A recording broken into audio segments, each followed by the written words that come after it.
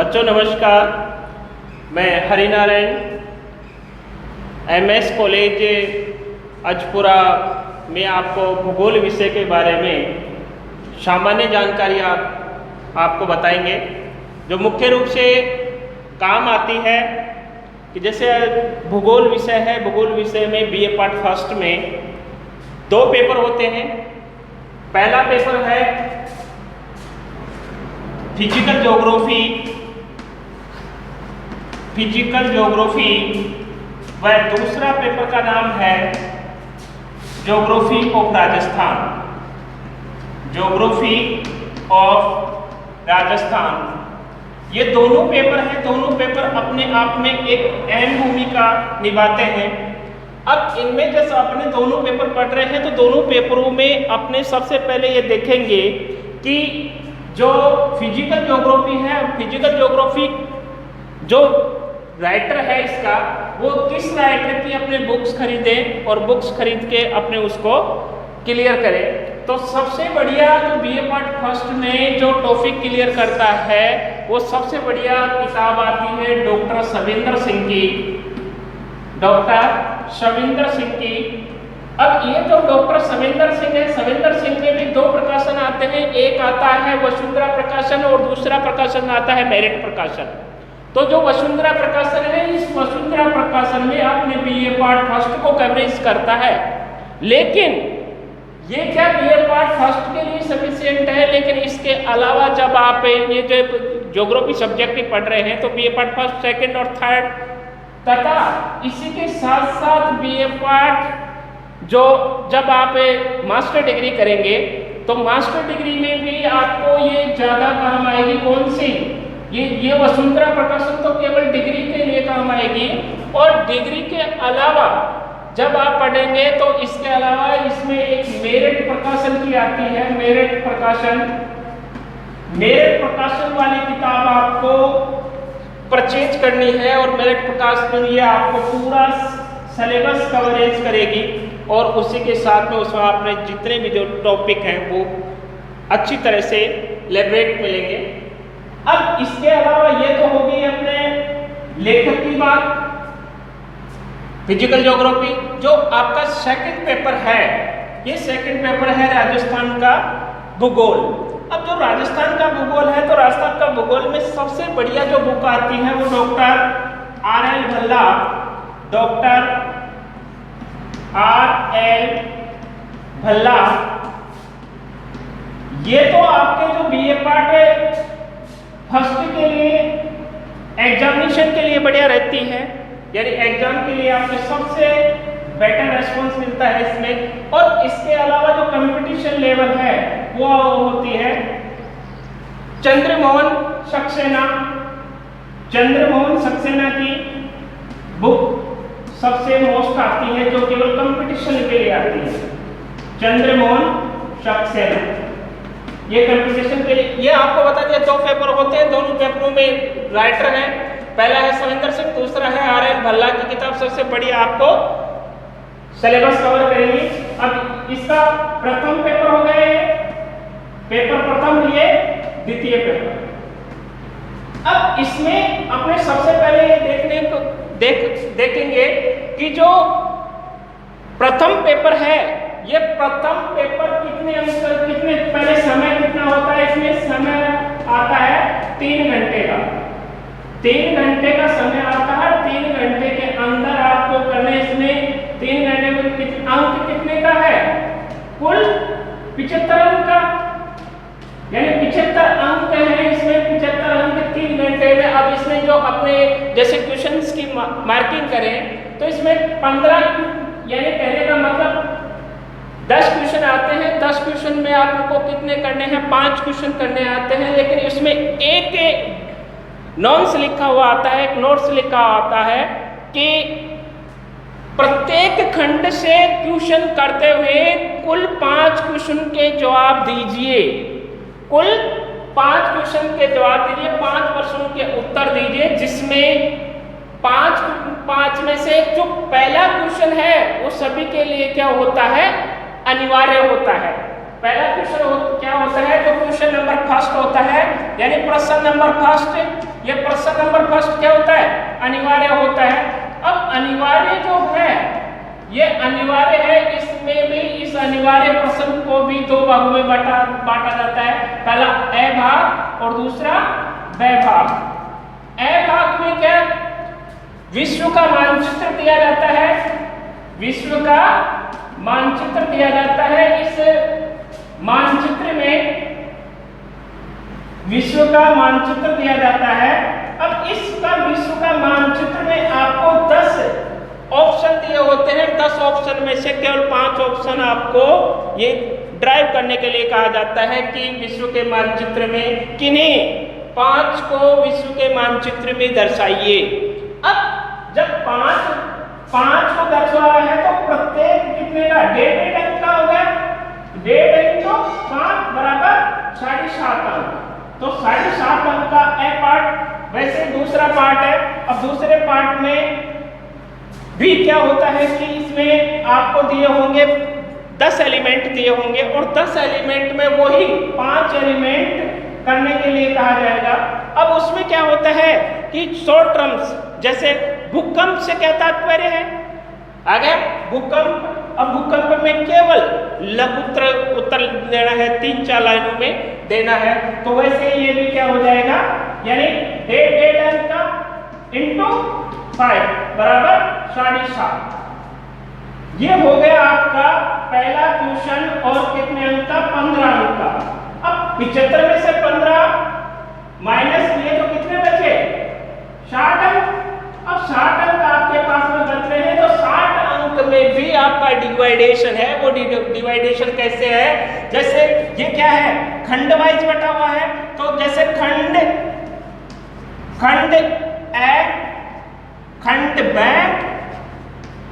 व खंड श, ये 3 खंड हो गए। अब 3 खंड में पहला क्वेश्चन तो सभी के लिए कंपलसरी है, तो इसमें 2, 3, 4, 5, 6, 7, 8, 9 व 10।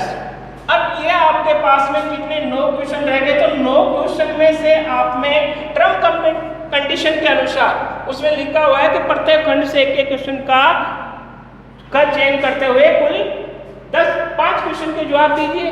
तो 5 क्वेश्चन के जवाब दीजिए। तो पहला क्वेश्चन तो हो गया कंपलसरी, पहला नंबर का कंपलसरी सबके लिए हो गया। अब इसके अलावा खंड से में से कोई भी आप एक क्वेश्चन का चयन करते हैं। जैसे मान के चलो आपने खंड ए में तीसरा क्वेश्चन चुन लिया और खंड ब में 5वां क्वेश्चन चुन लिया और खंड स में मान के चलो आपने 10वां क्वेश्चन का चयन कर लिया। ये आपने कर लिए तो आपका पहला एक नंबर का क्वेश्चन एक तो वो हो गया। एक के बाद में 2, 3 और 4 क्वेश्चन हो गए। लेकिन अब करने कितने हैं, 5 करने हैं। तो इनमें से एक क्वेश्चन और उठाना है जो आपको सबसे बढ़िया आप लेबरेट कर रहे हो, सबसे ज्यादा आपको पता हुआ है, उस क्वेश्चन का चयन करते हुए। जैसे मान के चलो आपका बैटर इसमें से ये 2 नंबर का भी है, तो ये 2 नंबर का बैटर है। तो आपने कितने क्वेश्चन हो गए, 1 नंबर का 1, 2, 3, 4 और 5 क्वेश्चन हो गए।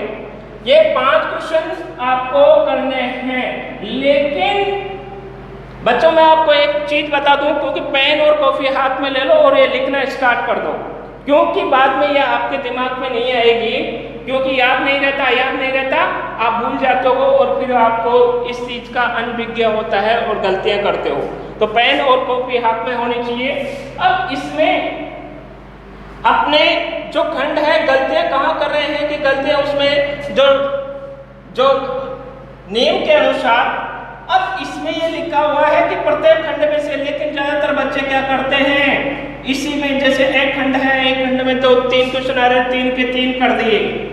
अब क्वेश्चन 1 तो पहला कंपलसरी कर दिया और 3 ये कर दिया, 1 यहाँ से कर दिया, तो इसके यहाँ से 1 क्वेश्चन ही तो पढ़ा जाएगा, बाकी क्वेश्चन तो आपके पढ़े नहीं जाएंगे, चाहे चेक ही नहीं होंगे।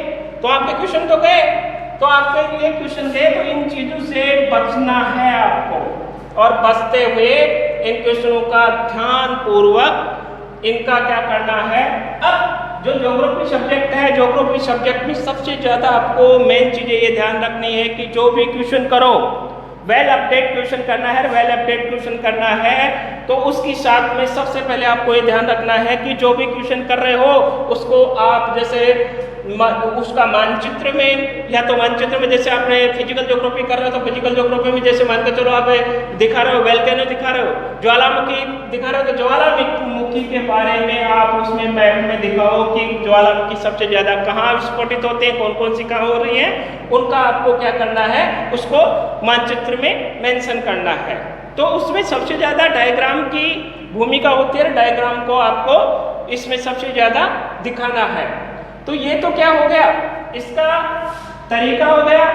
लेकिन आप जब ये कर रहे हो, लेकिन आपको ज्यादातर बच्चे क्या करते हैं कि ये जो पहला अनिवार्य क्वेश्चन है, इस अनिवार्य क्वेश्चन को क्या कर देते हैं, छोड़ देते हैं। और छोड़ देते हैं तो इसका कोई अंक नहीं मिल पाता, क्योंकि इसमें डिवाइडेशन है, 7.5 नंबर का है, बड़ी अंक आते हैं। और जिस बच्चे ने ये छोड़ दिया तो उस बच्चे के कम से कम मार्क्स आते हैं। क्यों आते हैं? क्योंकि सबसे पहले जो कॉपी चेक करने वाला होता है वो ये देखता है कि इसने क्या कैसे तैयारी की है। यदि पहले क्वेश्चन को नहीं कर रहा, ड्राइव नहीं कर रहा, ढंग से नहीं कर रहा, तो ऐसे मान के चला जाता है कि वो आगे भी ऐसे कर रहा होगा और उसके कम अंक आते हैं। तो पहले क्वेश्चन को सबसे पहले ध्यानपूर्वक करने हैं, क्योंकि जैसे मैथ में नंबर आते हैं वैसे इसमें आते हैं। क्यों आते हैं? क्योंकि इसमें जैसे साथ आपको 5 दिखाने हैं, विश्व के मानचित्र में तो 5 में से यदि आपको 3 आ रहे हैं तो 3 आ रहे तो आपको 4.5 अंक मिल गए। वैसे आपको इसमें नीचे वाले में आपको 5 आ रहे हैं तो आपके कितने हो गए, वही 6.5 नंबर आ गए। तो कुल मिला के आपको यदि इसमें ज्योग्राफी में एक बात है, ज्योग्राफी या किसी भी सब्जेक्ट में ये माना जाता है कि first impression in the last impression. यदि आप फर्स्ट में अच्छा प्रदर्शन कर रहे हो तो लास्ट में भी अच्छा प्रदर्शन करना चाहिए और उसके अच्छे से अच्छे अंक आते हैं। ये तो हो गई आपकी जानकारी, यानी 2 पेपर हो गए, दोनों पेपरों के आपके जो राइट्स हैं वो हो गए। और इसके बाद में जब अपने सिलेबस की बात करेंगे तो सिलेबस में जैसे मान के चलो अपना पेपर, ये सेकंड पेपर है, पेपर सेकंड ये है, पेपर सेकंड राजस्थान का भूगोल। इसका यदि अपने पाठ्यक्रम की बात करें, यदि पाठ्यक्रम की बात करें इसमें राजस्थान का भूगोल, राजस्थान का भूगोल। अब इसमें अपने यदि पाठ्यक्रम की बात करें तो पाठ्यक्रम में सबसे पहले जो इसका पाठ्यक्रम है, पाठ्यक्रम में सबसे पहले बात करें, जैसे मान के चलो अपने ये खंड पहला है, खंड पहला, खंड प्रथम। अब प्रथम खंड में सबसे पहला जो टॉपिक है अपना वो है राजस्थान की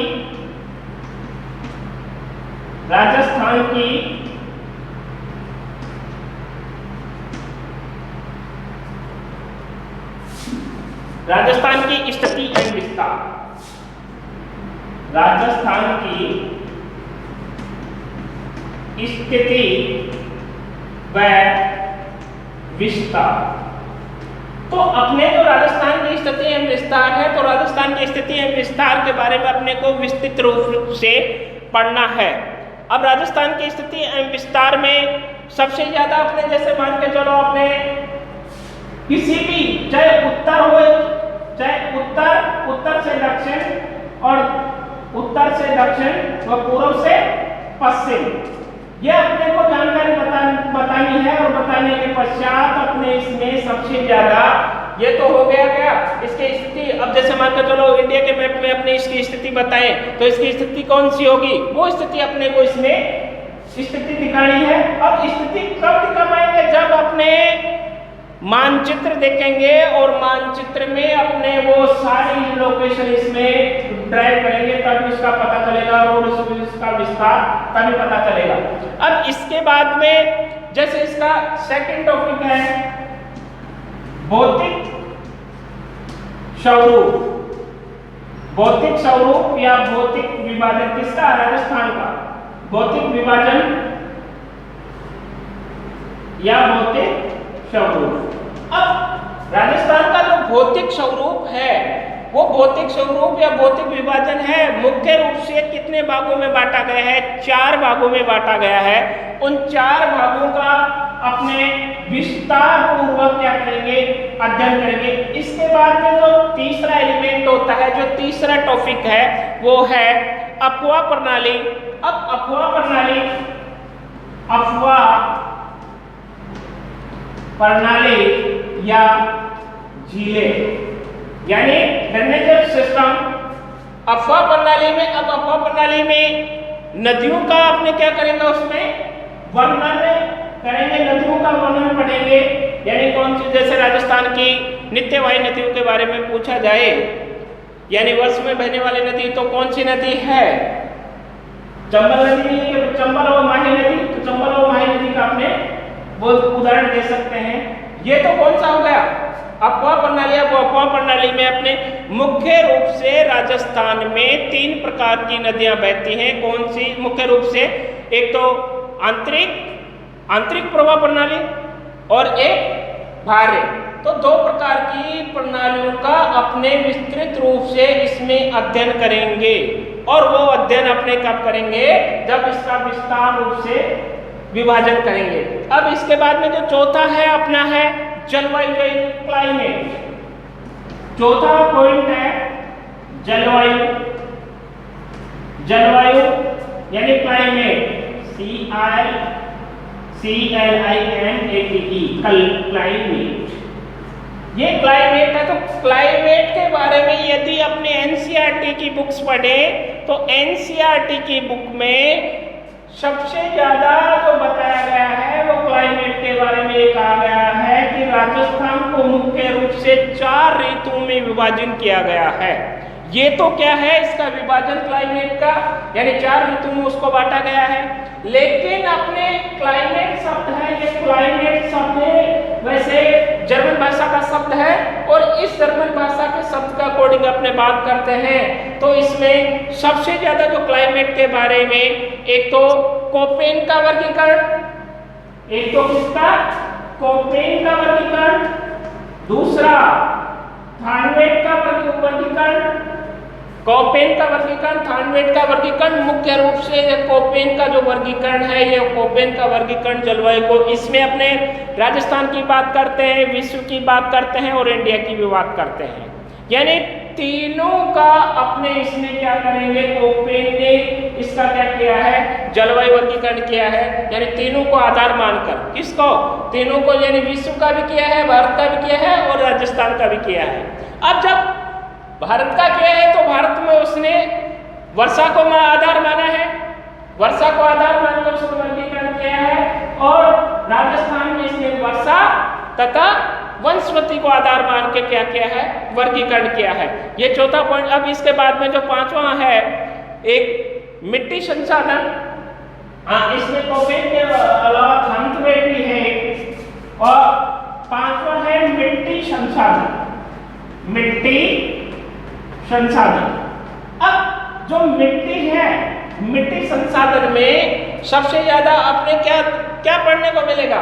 यानी मिट्टी के प्रकार, यानी कितने प्रकार की मिट्टी राजस्थान में पाई जाती है, उनका अपने क्या करेंगे?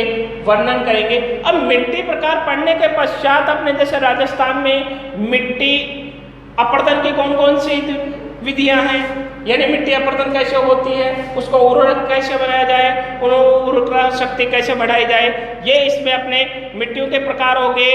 मिट्टी की समस्या हो गई, यानी मिट्टी अपर्दन की समस्या हो गई, उनको अपने क्या करेंगे? इसमें अध्ययन करेंगे। अब इसके बाद में इसकी जो मिट्टी अपर्दन से हानियां कौन कौन सी होती हैं, यानी मिट्टी अपर्दन से हानियों को बताएंगे और इसके मिट्टी अपर्दन को रोकने के उपाय, मिट्टी अपर्दन रोकने के उपाय, ये किसमें अपने अध्ययन करेंगे? अपने इसी पार्ट में अध्ययन करेंगे, मिट्टी संसाधन में।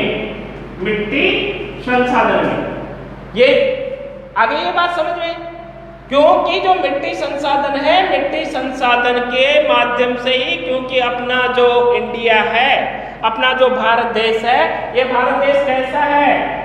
कृषि प्रधान देश कहा जाता है। भारत को क्या कहा जाता है? भारत को कृषि प्रधान देश कहा जाता है।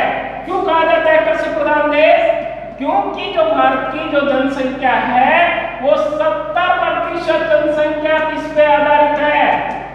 70% जनसंख्या कृषि पे आधारित है, इसलिए भारत को कृषि प्रधान देश कहा जाता है। इन्हीं को इसलिए अपने अब कृषि प्रधान देश कहा जाता है। तो कृषि को प्रधानता देते इसमें अहम भूमिका होती है मिट्टी। और मिट्टी भी क्या होनी चाहिए? उपजाऊ होनी चाहिए। यदि मिट्टी उपजाऊ है तो कृषि भी अच्छी होगी, और कृषि अच्छी होगी तो अपनी उन्नति बढ़े होगी। अब इसके अलावा मिट्टी संसाधन के अलावा फिर छठा नंबर का जो टॉपिक है वो है प्राकृतिक वनस्पति। छठा नंबर का जो टॉपिक है वो है प्राकृतिक वनस्पति। अब प्राकृतिक वनस्पति है, ये प्राकृतिक वनस्पति की बात करें तो प्राकृतिक वनस्पति का मतलब होता है प्रकृति के द्वारा उत्पन्न हुई वनस्पति। अब जैसे अपने राजस्थान के बारे में बात करें तो राजस्थान के बारे में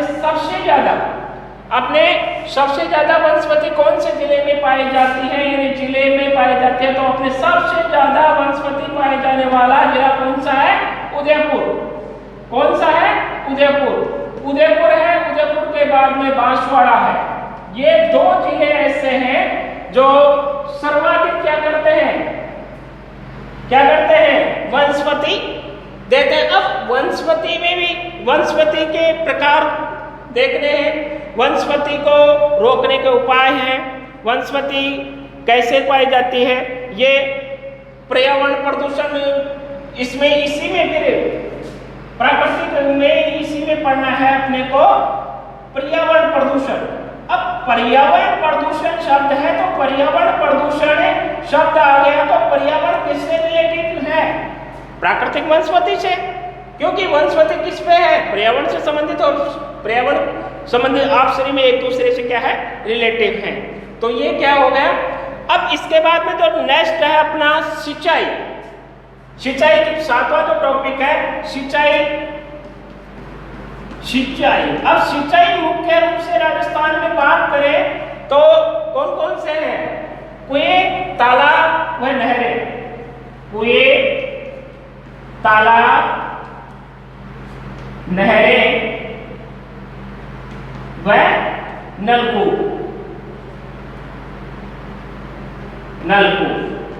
ये क्या चार मुख्य प्रकार है राजस्थान में। ये चारों प्रकार से अपने सिंचाई की जाती है, जिसमें सबसे ज्यादा जो सिंचाई की जाती है वो कौन सा आता? कुएं आता है, उसके बाद में नलकूप आते हैं, फिर तालाब आते हैं और फिर नहरें आते हैं। ये चार प्रकार हैं। अब इन चार प्रकार में सिंचाई में मुख्य रूप से, जैसे ये तो सिंचाई के प्रकार हो गए, यानी कौन कौन से? चार प्रकार हो गए। लेकिन इसके पश्चात जो क्वेश्चन आता है आपका, वो क्वेश्चन बड़ा आता है कि सिंचाई परियोजनाएं।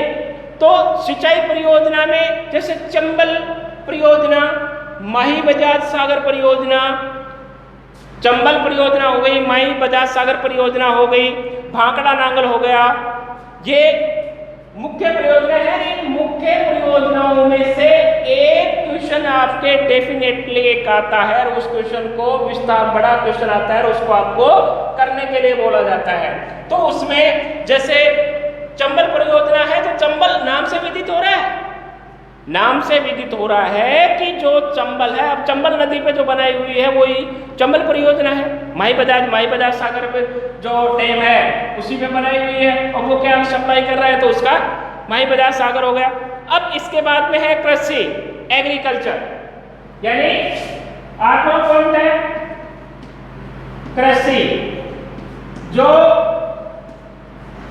एग्रीकल्चर। अब एग्रीकल्चर की बात करें तो कृषि अपने सबसे पहले अपने बात कर चुके हैं कि जो भारत की जो जनसंख्या है वो 70% जनसंख्या किस पे है? आधारित है, कृषि पे है, इसलिए इसको कृषि प्रधान देश कहा गया है। अब इसमें अपने कृषि करते हैं तो कृषि एग्रीकल्चर करते हैं तो एग्रीकल्चर में अपने मुख्य रूप से खरीफ, जायद और एक व्यवसायिक, यानी 3 फसलें अपने ली जाती हैं। लेकिन मुख्य 2 प्रकार की, एक तो रबी होती है और दूसरी क्या होती है? रबी के बाद में दूसरी होती है वो होती है खरीफ। अब ज्यादातर क्वेश्चन इसमें पूछा जाता है कि रबी की फसल में कौन कौन से जो रबी होती है, रबी की फसल में कौन कौन से बोते हैं, क्या क्या चीजें बोई जाती हैं। तो इसमें ज्यादातर ध्यान रखने की बात यही है कि जो रबी फसल है, ये रबी फसल है, तो रबी में कितने अक्षर हैं? 2 अक्षर है। 2 अक्षर है तो अपने 2 अक्षर का कोई भी ऐसा ध्यान देख लो, जैसे मान के चलो 2 अक्षर गेहूं है, गेहूं में कितने अक्षर आ गए? 2 अक्षर आ गए। तो 2 अक्षर आ गए तो इसमें भी रबी में कितने हैं? 2 अक्षर हैं। तो गेहूं में कितने हैं? तो अब गेहूं के साथ में ये ध्यान रखना है कि गेहूं की फसल कब बोई जाती है, यानी कि अक्टूबर नवंबर में क्या गेहूं की फसल बोई जाती है, यानी अक्टूबर सितंबर अक्टूबर अपने राजस्थान में सितंबर अक्टूबर में ज्यादातर बोई जाती है। तो सितंबर अक्टूबर में बोई जाती है। तो इसके साथ में वो क्या क्या बोया जाता है? अब इसके साथ में गेहूं के बाद में गेहूं में चना भी बोया जाता है, इसके साथ में चना भी बोया जाता है, गेहूं भी बोया जाता है। अब ये तो हो गया। अब रबी खरीफ है। अब खरीफ में मुख्य रूप से ये खरीफ में भी कितने अक्षर हैं? 3 अक्षर हैं। तो 3 अक्षर कौन सी फसल में आ जाता है? तो मोटे रूप से आप ले लो बाजरा। अब बाजरा में कितने अक्षर हैं? 3 अक्षर है। इसमें भी खरीफ में कितने? 3 अक्षर है। बाजरा के साथ साथ क्या क्या बोया जाता है? बाजरा के साथ में मूंगफली भी बोई जाती है, गवार भी बोया जाता है, चोला भी बोया जाता है, मूंग भी बोया जाता है, मोठ भी बोया जाता है। ये सारे किसके अंतर्गत आते हैं? खरीफ के अंदर। तो ये क्या हो गई? एग्रीकल्चर, कृषि।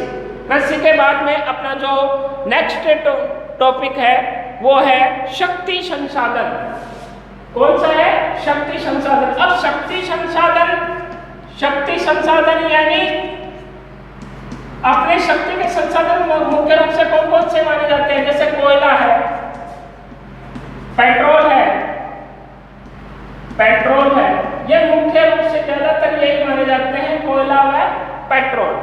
अब कोयला व पेट्रोल तो है, लेकिन इसके अलावा अपने तीसरी जो शक्ति संसाधन है उसमें पावर एनर्जी, अपने सौर ऊर्जा है, उसको भी महत्व दिया जाता है। क्यों दिया जाता है सौर ऊर्जा? क्योंकि राजस्थान है, राजस्थान में ताप अधिक पाया जाता है। ताप अधिक पाए जाने की वजह से राजस्थान में सौर ऊर्जा को काफी क्या मिल रहा है? बढ़ावा मिल रहा है। अब जो कोयला है, कोयला पेट्रोल, अब जैसे पेट्रोल की बात करें, पेट्रोल अपने जैसे बाड़मेर है, बाड़मेर में काफी संसाधन होने, जो सीएनजी है, बाहर की जापान की कंपनी है, वो इसका टेंडर ले रखा है। वो अपने क्या कर रहे हैं? कुएं की क्या कर रही है? खुदाई कर रही है, और उसमें अपने को काफी सफलता मिली है, और वो अपने पर ये कच्चा तेल निकल रहा है। अब ये तो क्या हो गया? शक्ति संसाधन। अब शक्ति संसाधन से भी एक क्वेश्चन पूछा जाता है, काफी बार क्वेश्चन आता है कि शक्ति संसाधन से आपका क्या तात्पर्य है, तथा इसमें से किसी एक का। तो शक्ति संसाधन जैसे कोयला भी हो गया, पेट्रोल हो गया, सौर ऊर्जा हो गया, इसमें किसी एक का क्या होता है, आपको क्या करना पड़ेगा? वर्णन करना पड़ेगा। इसके बाद में है उद्योग धंधे, यानी उद्योग धंधे। अब उद्योग धंधों में मुख्य रूप से मान के चलो अपने जैसे सूती वस्त्र उद्योग है, सूती वस्त्र उद्योग हो गया, सीमेंट उद्योग हो गया, ये सारे किसके अंतर्गत पड़े जाएंगे? उद्योग के अंतर्गत। तो ये अपने को इसमें करना है। अब इसके बाद में जो खंड स है, खंड स में राजस्थान की कला एवं संस्कृति, खंड श। अब इसमें राजस्थान की कला व संस्कृति, कला व संस्कृति के बारे में अपने आप। कला व संस्कृति, कला का मतलब क्या है कि जैसे अपने बाहर गांवों में जो घर होते हैं, घरों में बेसिकल जो मानते हैं, वो क्या हो गई? कला हो गई। अब संस्कृति के बारे में कि अपने कैसे उत्सव करते हैं, कैसे त्योहार कैसे मनाए जाते हैं, वो सारी चीजें इसके क्या आती है? इसके अंतर्गत आती है। और इसी में जो सहखंड है, इसी में भी राजस्थान की जनसंख्या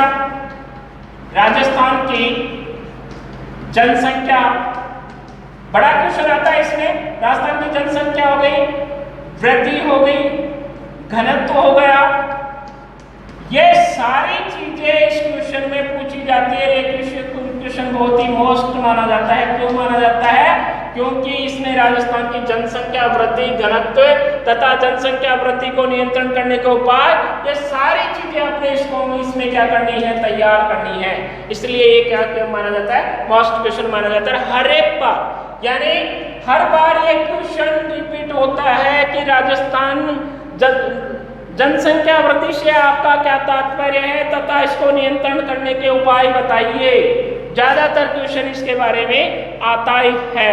और उसके बाद में जनसंख्या के बाद में साक्षरता है। साक्षरता के बारे में पूरा क्वेश्चन आता है लिटरेंसी से। और साक्षरता के पश्चात मुख्य रूप से राजस्थान में जो जाति संबंधित जातियां, अब जातियां मुख्य रूप से अपने बात करें, जनजातियों की बात करें तो जनजातियां मुख्य रूप से अपने 4 जनजातियों का इसमें विस्तृत और अपने जो सिलेबस है, राजस्थान विश्वविद्यालय का जो सिलेबस है, उस सिलेबस में अपने मुख्य रूप से पहला नंबर पे है मीणा, भील, ग्रास्या व ढांबो। ये 4 जनजातियां राजस्थान में पाई जाती हैं। 4 जनजातियों का ही विस्तृत अध्ययन करेंगे। क्यों करेंगे? क्योंकि अपने सिलेबस में ये 4 ही हैं। इन 4 का अपने को भील, मीणा, ग्रास्या व ढाबोर, इन 4 का अपने क्या करेंगे, अध्ययन करेंगे। और इसके बाद में सूखा व अकाल, इसी पॉइंट में सूखा व अकाल। अब हमेशा यह माना जाता है क्योंकि भारतीय अपने राजस्थान की जो कृषि है मानसून का जुआ कहलाती है। जो राजस्थान की जो कृषि है वो मानसून का जुआ कहलाती है। क्यों कहलाती है? क्योंकि कभी कभार